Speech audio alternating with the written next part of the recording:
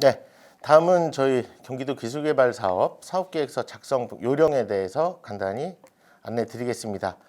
사업계획서 작성하시기 전에 사전에 확인하실 사항들과 각 사업계획서를 작성하시는 방법, 그리고 자료 작성의 발표 자료 작성의 주안점에 대해서 순서대로 설명을 드리겠습니다. 먼저 사업계획서 작성 사전 확인 사항입니다. 보통 저희 이제 과제비를 수탁하기 위해서 억지로 사업을 좀 기획하시는 경우가 있는데요. 일단 그것보다는 현재 진짜 우리 회사가 기술 개발해야 될 사항에 대해서 왜 필요한지, 어떤 게 문제이고, 어떤 것이 필요하고, 얼마나 많은 수요처가 확보되어 있는지, 왜 지금 해야 되는지, 준비는 어디까지 되어 있는지, 지원 규모는 2억 원 이상인지, 어떻게 해결할 것인지, 어떤 파급 효과가 있는지를 순서대로 고민해 주신 후에 제안 주실 것을 부탁드립니다. 선행 우수 사례를 아까 시행계획에서 자세히 말씀을 드렸는데요. 선행 우수 사례 중에 우리 R&D의 핵심 요소가 어떤 것인지를 좀 발굴할 필요가 있는데 오른쪽에 간략히 정리를 해놨습니다. 동시에 구현한다, 세계 첫 양산한다, 원가를 절감한다, 국제표준을 확보한다 등과 같은 이런 핵심 단어들을 반드시 발췌하셔서 우리가 가진 R&D 과제가 어디에 해당하는지 또는 없다면 어떤 것이 있는지를 반드시 발굴하셔서 제시해 주시기를 바랍니다. 그리고 저희에게 제안 주실 R&D 사업 사업계획서의 과제 컨셉을 정의하는 단계인데요. 기존의 제품의 기능을 향상하는 것인지 새로 개발하는 것인지 공정을 개선하는 것인지 또는 새로운 공정을 개발하는지 디지털화하는지에 대해서 체크를 해주시고 우리 제품이 완성이 되었을 때 그 시장 유형은 어느 쪽인지도 미리 체크해 주시기 바랍니다. 이 표는 사업계획서 서식에도 기재가 되어 있습니다. 우리 사업의 범위가 정의되어 있다면 과제명에서 이들을 좀 담아주셨으면 좋겠는데요. 일부 기업들이 기술개발 사업 계획서라는 과제명으로 제출해 주시는 경우까지 있습니다. 그러지 마시고 우리 기업이 가진 기업이 아까 말씀드렸던 그런 특화 요소들을 좀 더 부각해서 과제명을 조금 더 고민해서 제안해 주실 것을 부탁을 드리고 과제명이 길어도 관계가 없기 때문에 아래쪽과 같은 좋은 사례, 어떤 기술을 활용해서 공정을 어떻게 개선하겠다라는 구체적인 형태로 제안해 주시기를 부탁드립니다. 저희 사업 목적과 사업 계획서가 미리 소정 서식으로 기재되어 있는데요. 서식을 너무 많이 바꾸시거나 또는 저희 사업 목적과 조금 다르게 표현되는 경우가 기획되거나 표현되는 경우가 있는데요. 준용해 주실 것을 부탁을 드리고 또 일부에서는 아주 기술적인 기술 개발이 필요한 과제라기보다는 단순한 아이디어의 조합이나 아이디어 수준의 경우를 제안 주시는 경우가 있는데 이 경우에는 연구 개발 단계라기보다는 보다 더 훨씬 앞 단계라고 보기 때문에 조금 더 구체화하신 후에 제안해 주실 것을 부탁을 드리고요. 순서의 경우에는 저희 평가위원들이나 저희가 체크를 함에 있어서 대부분 서식의 순서나 위치가 어느 정도 파악이 된 상태인데 순서를 많이 바꾸시거나 하는 경우에는 다소 혼란이 있기 때문에 순서를 다 준용해 주실 것을 부탁 말씀을 드리겠습니다. 참여하시는 사전 자격 요건이 위배되는 경우가 실제로 10% 내외로 그리 적지 않습니다. 미리 체크해 주실 부분들을 저희가 표로 만들어 놨는데요. 이 표에 하나하나에 참여 자격 요건이 맞는지 또는 결격은 없는지 미리 체크해 주시기를 바라며 맨 마지막에 보시면 NTIS 조회를 저희도 진행을 하기 때문에 미리 해보신 후에 우리 과제가 이미 개발된 것은 없는지 체크해 주시기 바랍니다. 평가 기준을 저희 시행계획에서는 맨 앞쪽에 평가 항목에 대한 것만 말씀을 드렸는데요. 이것에 대한 세부 평가 지표를 나열해 보았습니다. 구체적으로 평가위원회 입장에서 우리 기술개발 과제가 몇 점 정도 받을지 체크를 한번 해주시고 각 항목들에 있어서 어느 정도 만족하는지를 미리 확인하시는 차원에서 자료에 담아 보았습니다. 다음은 저희 계획서를 작성하실 때 한 10개 정도 미리 착안하셔야 되는 부분들인데요.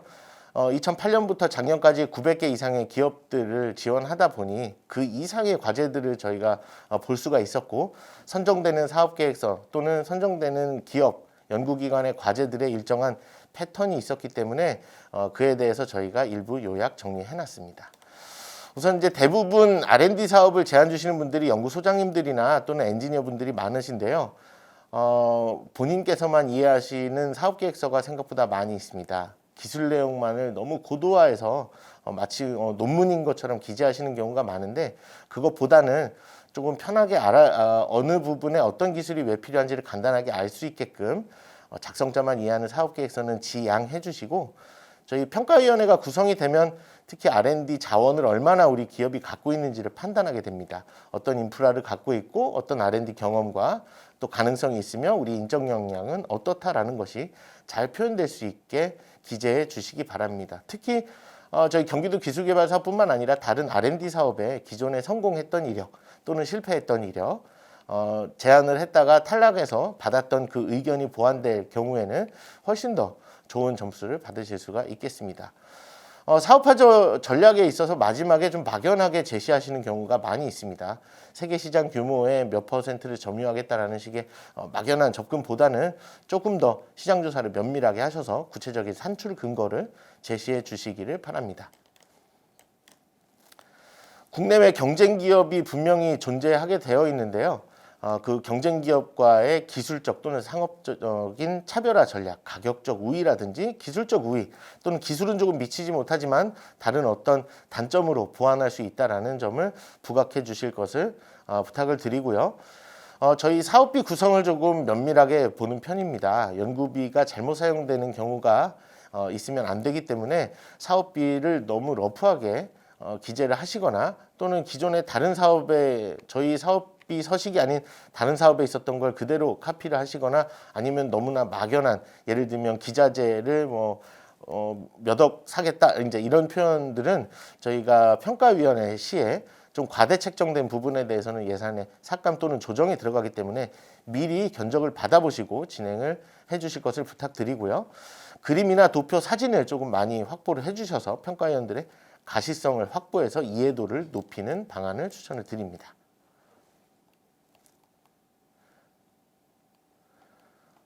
다음은 사업계획서 작성 요령입니다. 글자가 조금 많이 있는데요. 위의 내용은 참여연구원에 대한 내용이 핵심이 되겠습니다. 참여연구원을 기재하실 때는 모든 참여연구원에 참여 내용을 적으셔야 되고, 말씀드린 대로 해당되는 참여연구원 이외에는 저희 인건비 현물 또는 현금의 지급 대상이 아닙니다. 삼체고공이라고 말씀드리는 퍼센테이지도 맞춰 주셔야 하고요. 특히 참여연구원의 연봉총액을 100으로 할 때 그 인건비 지급 비율을 참여율이라고 하기 때문에 그 내용을 정확히 파악해 주셔서 작성해 주시기 바랍니다. 두 번째, 사업계획서 서식이 이번에 변경이 있었습니다. 기존 연도 사업계획서 서식을 가지고 미리 준비하셨다면 어떤 게 바뀌었는지 좀 확인을 하신 다음에 카피 앤 페이스트 하셔서 이미 수정을 하시지 말고 제출해 주실 것을 부탁드립니다. 정량적 목표 항목의 경우에는 평가 수치나 목표 수립 근거, 평가 방법, 기준 등을 명기해 주시기 바랍니다. 총괄 책임자의 경우에는 참여율이 30% 이상입니다. 저희가 2020년에 민간 부담금을 줄이게 되면서 이 30% 이상으로 할 경우에 한 사람의 인건비만으로도 현물 전체를 초과하는 경우가 발생하고 있습니다. 현물이 부족할 경우에 월 급여를 낮춰서 보수적으로 잡으시고 참여율은 30% 이상으로 잡아주실 것을 말씀을 드리고요. 연구 책임자는 특히 평가에 있어서 학력, 경력, 기타 R&D 수행 경력이 중요하기 때문에 자세히 기재해 주시기 바랍니다. 기술개발 추진체계를 작성할 때 각 기관별로의 업무 분장이 어떻게 다른지 면밀히 작성해 주시고, 특히 위탁연구를 대학이 수행할 경우에 교수님의 경우에 단독으로 하실 경우에는 전문가 활용비로 외부 또는 외부 인건비나 전문가 활용비로 책정을 하시고 교수님께서 혼자 단독으로 위탁기관의 자격으로서 추진체계에 참여하실 수 없다는 말씀을 드립니다. 사업비를 배분할 때 잘 배분해 주실 것을 또 요청을 드립니다. 공동기술개발인데 주관기관의 포션이 너무 작다든지 아니면 저희가 필수적으로 반영하셔야 하는 의무적 경비, 예를 들어 이행보증보험 수수료, 위탁정산 수수료 또는 저희 현판 제작비 등을 반영하시지 않는 경우가 있는데요. 이것들을 저희 아래쪽에 보시는 세부 규정에 맞게 잡아주시기 바랍니다. 국가연구개발사업과 마찬가지로 보조 지원금이기 때문에 부가가치세는 인정이 불가하며 1년이라는 작은 짧은 기간의 사업이기 때문에 해외 출장 및 세미나 참석은 인정되지 않습니다. 다음은 직접비입니다. 인건비는 총 사업비 50% 이내로 한정을 하고 있습니다. 인건비가 너무 많이 책정되면 그만큼 이제 삭감될 수 있다는 말씀 미리 드리고요. 하지만 소프트웨어 분야라든지 정보통신 분야처럼 인력이 수행할 수밖에 없는 사업에 대해서는 조금 달라질 수 있기 때문에 각 사업 분야 그리고 사업 유형별로 차별화돼서 참고해 주시면 됩니다. 아래쪽에 보시면 참여연구원의 경우에도 참여율 20% 이상만 인정을 합니다. 따라서 5%, 7%씩 참여하시는 경우는 좀 어렵고요. 총괄 책임자처럼 현물이 부족할 경우에는 월 급여를 좀 보수적으로 잡으셔서 참여율은 적어도 20% 이상으로 맞춰주시기 바랍니다. 연구 기자재나 시설 구입, 설치, 임차, 그리고 시제품 제작, 시험 분석비는 각 부품별로 분할해서 재료비로 산정하는 것은 불가합니다. 그렇기 때문에 기계를 부품으로 분할해서 청구하지 마시고 그 기계 전체의 견적을 받으셔서 제출을 해주시되 필요성을 명시해 주시기 바랍니다. 특히 저희는 연구개발 사업이다 보니까 양산용 금형에 대해서 또는 재료에 대해서는 인정할 수가 없고요. 시제품에 대해서만 인정을 하고 있기 때문에 예산을 책정하는 데 미리 참고해 주시기 바랍니다. 연구활동비에 대한 문의가 많이 있습니다. 연구활동비를 또 지나치게 많이 책정해 오시는 경우가 있는데요. 물론 연구활동 하셔야 되겠지만 본연의 업무보다는 연구활동에 너무 치중을 한다면 조금 예산에서 잘못된 비율이 나타날 수 있기 때문에 연구활동비는 최소로 잡으시되 필수적으로 해야 되는 부분들은 저희가 준칙을 드리는 대로 예를 들어 지식재산권의 경우에도 국내의 경우 한 건당 200, 국외의 경우 500만 원 이상을 초과하지 않도록 기재해 주시기 바랍니다. 끝으로 간접비는 영리기관, 즉 기업에 대해서는 계상할 수가 없고 비영리기관인 대학과 연구기관에 대해서 해당 수행기관의 직접비 15% 이내만 하실 수가 있습니다. 위탁 연구개발비가 총사업비의 10% 이내여야 하고 저희 추진체계에 포함되지 않으며 위탁기관이 6개월을 초과할 수 없다는 말씀 같이 드립니다. 사업계획서 작성 목차입니다. 기존에 안내드린 대로 기술개발 계획, 목표, 방법, 일정 으로부터 맨 마지막에 우리 기관 현황까지 나타나 있는데요. 각 페이지별로 간략하게 설명을 드리겠습니다. 먼저 표지 부분입니다. 사업계획서 표지는 좀 빠지는 부분이 없도록 작성을 해주시기를 부탁드립니다. 생각보다 이 표지 부분이 많이 누락이 돼서 저희 담당자들 그리고 또 뿐만 아니라 평가위원들이 많이 곤란해하시는 경우가 있습니다. 특히 중간에 보시면 연구 책임자나 실무 담당자의 성명과 연락처, 이메일이 특히 오탈자가 너무 많이 있어서 연락을 받지 못하거나 하는 경우가 많이 발생하기 때문에 꼼꼼히 확인해 주시고 이메일의 경우에는 포털 사이트 이메일은 지양해 주시고 회사 자체 이메일을 가급적이면 주시기 바랍니다. 최근에 포털 사이트의 보안이 강화되면서 저희가 대량 발송하는 이메일이 스팸으로 처리되어서 연락을 받지 못하시는 경우가 많기 때문에 미리 체크해 주시고 부득이하게 스팸 포털 사이트 메일을 기재하실 경우에는 스팸 메일함을 꼭 정기적으로 활용해 주시기 바랍니다. 사실 가장 중요한 건 4번 괄호에 있는 분류 코드가 되겠습니다. 우리 기업이 가진 기술 분류를 산업기술 부록해드리는 부록 1에 산업기술 분류표에서 가장 적합한 부분을 기재를 해주시는데요. 그 기재해 주시는 지원 구분이 만약에 잘못되면 다른 산업 분야의 과제들과 평가를 받으시기 때문에 상당히 불리하게 작용하실 수가 있습니다. 기술 분류 코드가 어디에 해당하는지 미리 면밀히 확인하시기 바랍니다. 사업비 계상 예시를 아까 안내를 드렸는데요. 위쪽에 있는 예시는 창업과 일반 분야에 대해서 나와 있는데 아래쪽에 사업계획서 저희 한글 파일로 드렸던 서식 8에 보시면 자체적으로 필요한 도 지원금을 쓰게 되면 자동으로 민간부담금과 총사업비가 산출되는 표를 한글 파일에 기재해 드렸습니다. 참고하실 수 있도록 안내 드립니다. 다음은 요약서입니다. 요약서의 경우에는 너무 길게 작성하시는 것보다는 두세 페이지로 작성을 해주시기를 많이 요청을 드리는데요. 생각보다 길게 쓰시는 경우가 많습니다.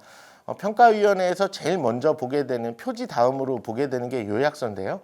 이 요약서에서는 그만큼 우리 사업에 대한 내용이 한눈에 들어올 수 있도록 키워드 선택이나 또는 도식화, 그리고 전체보다는 전체에서 부분 형태로 와서 어느 부품 또는 어느 소재, 어느 장비를 개발하고자 하는 것인지 구체적으로 표현해 주시기 바랍니다. 그래서 추천드리는 거는 이 요약서는 사업계획서를 다 쓰신 후에 맨 마지막에 쓰실 것을 좀 말씀을 드리는데요. 왜냐하면 나중에 사업계획서를 연구진과 같이 고민하시다가 수정되는 부분들이 이 요약서에 반영돼 있지 않아서 실제로 이 요약서가 평가될 때 조금 저평가되시는 경우가 있습니다. 정량적 목표 항목은 뒤에서 구체적으로 다시 동일하게 나오기 때문에 설명을 드리겠습니다. 먼저 본문입니다. 개발의 필요성 개요에 대해서는 굳이 이견이 없을 것 같고, 아까 개요의 연구개발 단계에 대해서는 시행계획 안내에서 설명을 드렸습니다. 가장 많이 질문 주시는 우리가 개발하고자 하는 기술의 현재 수준이 어디냐에 대한 사항인데요. 세계 최고 수준을 100으로 하고 세계 최고 기술국보다 아주 낮은 수준을 60 이하로 판단해서 적절한 점수와 연도를 기재해 주시면 됩니다. 이 부분 참고하실 수 있게 미리 준비를 해드렸습니다. 국내외 연구개발이 유사 특허가 어디까지 진행이 되어 있는지에 대해서인데요.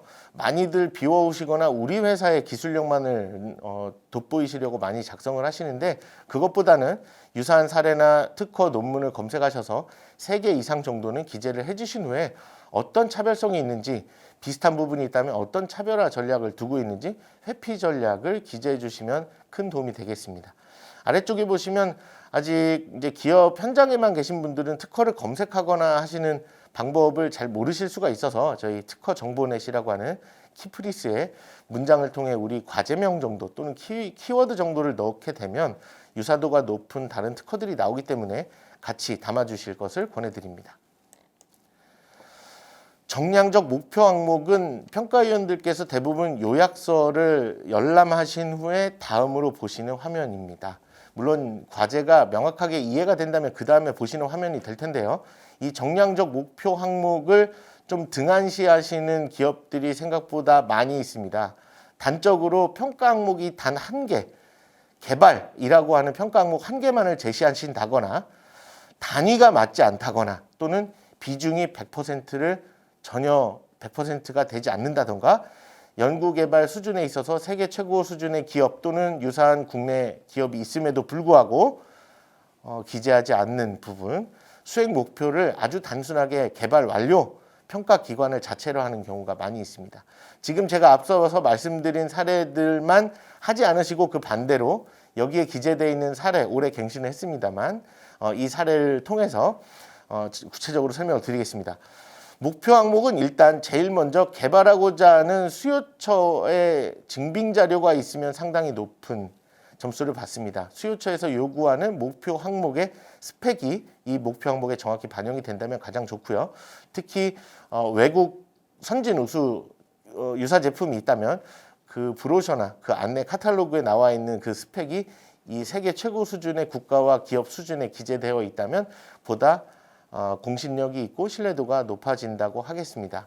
말씀드린 대로 단위와 비중, 전체 비중이 100%가 될 수 있도록 기재를 해주시고, 기업명은 구체적으로 밝히기 어려우시다면 그냥 A사, B사로 해주시면 될 것 같고요. 이 수준에 대해서 이내 이상 또는 어떤 특정한 목표인지 명확하게 구분해 주시고, 평가 기관은 역시 공인 인증 기관만 가능하며 자체 평가는 원칙적으로 불가합니다.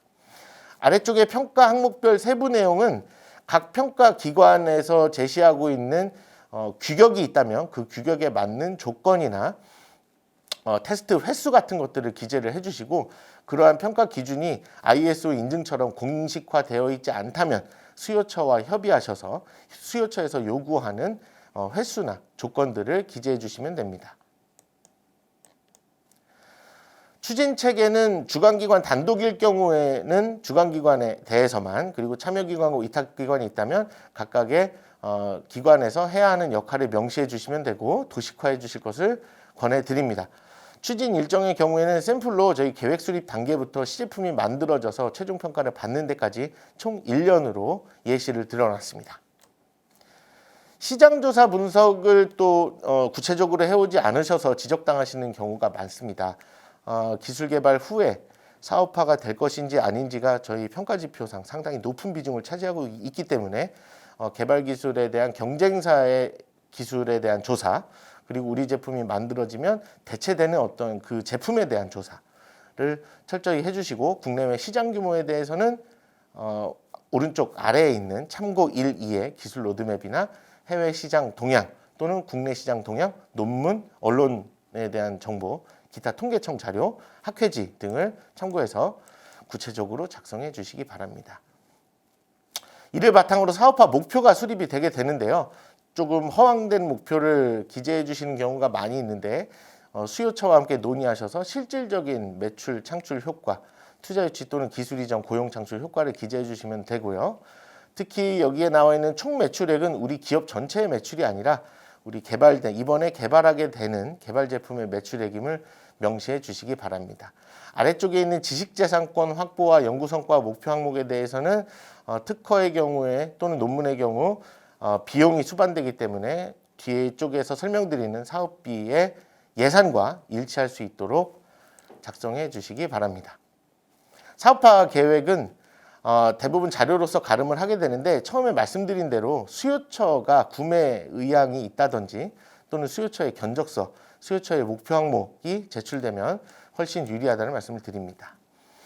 참여연구원에 대한 기재사항은 앞에 자세히 설명드렸기 때문에 생략을 자료로 가름을 하도록 하겠습니다. 항목당 빠짐이 없이 예시처럼 작성될 수 있도록 부탁 말씀을 드립니다. 사업비의 경우에는 사업계획서 표지에 사업비가 간략하게 나와 있는데요. 그 내용과 일치하게끔 적어주시고, 기타 다른 인건비나 또 직접비, 위탁개발비에 대한 사항은 앞서 설명드린 내용으로 가름을 하겠습니다. 자료로 다시 한번 자세히 보실 수 있도록 기재해 드렸습니다. 네. 특히 마지막에 연구활동비 중에 저희 이행보증보험료에 대한 문의를 많이 주시고 있습니다. 이행보증보험료는 계산식을 저희가 오른쪽에 자세하게 기재를 해드렸는데요. 일단 표준 요율은 0.00588로 계산을 하셔서 기재를 해주실 때 후에 선정이 되시면 기업 신용도라든지 또는 뭐 기업의 상황에, 현금 흐름 상황에 따라서 발급이 되지 않거나 또는 요율이 높아질 수 있습니다. 알려드릴 것은 가까운 서울보증보험에 미리 전화를 하셔서 이행보증보험이 우리 회사가 발급이 가능한지를 먼저 확인하시고, 발급이 불가하다면 그 불가한 원인을 해소하신 후에 제안해 주실 것을 말씀을 드립니다. 이행보증보험이 발급되지 않아서 모든 평가 과정을 거친 후에 협약 체결하는 단계에서 협약이 되지 않는 기업들이 매년 발생하고 있습니다. 다음은 발표평가 자료를 여러분들께서 이제 모두 준비를 하셔야 되는데요. 결격이 없다면 발표평가 자료는 자유양식입니다. 저희가 최종평가는 발표평가 자료를 소정서식을 드리고 있는데, 선정평가는 소정서식을 드릴 경우에 기업들별로 좀 차별 요소가 너무 경직성이 있게 부각된다라는 질의가 많아서 저희가 발표평가, 선정평가의 경우에는 자유양식을 택하고 있습니다. 그러다 보니까 이 발표평가에서 기술력은 좋은데도 오류가 너무 많이 생기거나 시간을 너무 많이 다른 곳에 할애해서 내용을 충분히 발표하지는 못하는 경우가 많이 발생하고 있어서 저희가 말씀드린 대로 2008년부터 많은 과제들의 좀 좋은 점들 또는 안 좋은 점들을 발췌해서 주안점으로 체크를 해서 미리 설명을 드리도록 하겠습니다. 가장 중요한 건 요약서의 내용은 적어도 충분하게 반영이 되어야 한다는 거고요. 모두에 설명드렸던 것처럼 우리 기술이 왜 필요하고 왜 지금이어야 되고 수요처는 있고 라는 것처럼 육하 원칙 중심으로 간결하게 보여져야 합니다.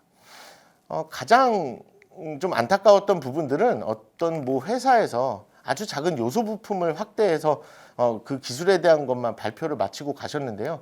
끝나고 나서는 그 부품이 어디에 쓰는지도 평가위원들이 잘 파악하지 못할 정도로 제가 봐서도 좀 너무 요소 부품만을 강조해서 더 세부적으로 설명하셨던 분들이 좀 있었습니다. 그렇기 때문에 설명을 하실 때는 우리 부품이고 소재라면 이게 어디에 들어가는 것이고 어떤 부품이고 그 부품에 지금 문제가 어떤 거고 해서 전체에서 부분으로 추가한 자료는 좀 부록에 담는 형태로 미리 서두를 준비하셔서 몇 장 장표가 넘어가면 이게 어디에 쓰이는 거고 어떤 문제가 있는가 정도는 평가위원들이 같이 확인할 수 있도록 기재해 주시기 바랍니다. 많은 엔지니어분들이 그 기술을 계속 기술부터 이야기를 많이 하시는데요. 배경을 먼저 설명을 해주시고 또 그렇다고 해서 배경만 너무 많이 설명하시는 경우에는 기술로 들어갈 수 없기 때문에 배경과 필요성 그리고 기술로 전달해 주실 것을 부탁을 드립니다. 동영상이나 사진 또는 언론기사 그리고 기존에 한번 테스트하셨던 시제품이 있다면 적극 활용해 주시고 실제 현장에 평가 현장에 가져오시거나 현장에서 영상으로 제시하실 수 있다면 더욱 좋습니다. 사업계획서를 요약하되 아까 처음에 말씀드렸던 차별화가 분명히 부각이 되어야 되는데요. 이 차별화가 없이 일반적인 사항의 경우에는 기술 개발이라고 할 수가 없겠습니다.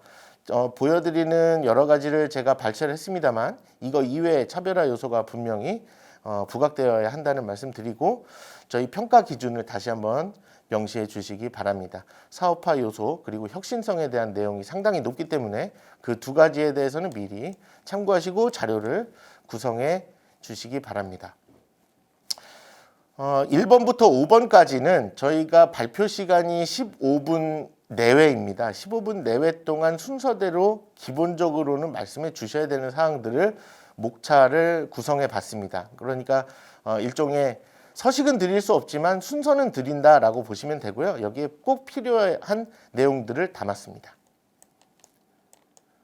평가를 준비하실 때 저희 평가위원은 총 7명 내외로 구성이 됩니다. 저희는 7명을 기본적으로 순서 위촉을 하고 있습니다. 7명은 저희가 선정하는 건 아니고 처음에 말씀드렸던 평가위원 후보단에서 저희가 순위를 추출해서 각 산업 분야별로 순위를 추출해서 그 순위대로 연락을 드리고 있기 때문에 공정성이 담보되어 있다는 말씀을 드리고요. 발표는 현재는 10분 발표, 15분 질의응답입니다만 경쟁률이 너무 높거나 또는 경쟁률이 낮을 경우에는 다소 시간이 줄어들거나 또는 늘어날 수 있습니다. 발표를 하실 때는 총괄 책임자께서 발표를 하시는 게 원칙입니다. 총괄 책임자께서 불가피하게 발표를 하지 못할 경우에는 사유서를 제출을 하셔야 되고요. 그게 아니고 총괄 책임자를 가장한 다른 분이 발표하실 경우에는 평가에서 제외된다는 말씀을 드리고요. 질의응답을 하실 때 지나치게 오래 답변하시는 경우가 있어서 간결하게 답변하시면서 7분이라고 하는 평가위원 모두에게 질문의 기회가 부여될 수 있도록 적절히 미리 연습을 해주시고 답변은 간결히 해주실 것을 말씀을 드립니다. 저희가 미리 그 총 시간, 발표 시간을 안내를 해드리는데요. 실제로 발표 시간이 종료 시간에 임박해서 기술에 대한 설명도 들어가지 못하는 기업들이 더러 있습니다. 미리 발표 시간을 준수하시고 숙지 연습해 주시기 바랍니다. 이상으로 저희 경기도 기술개발사업 사업계획서 작성 요령에 대해서 안내해 드렸습니다. 고맙습니다.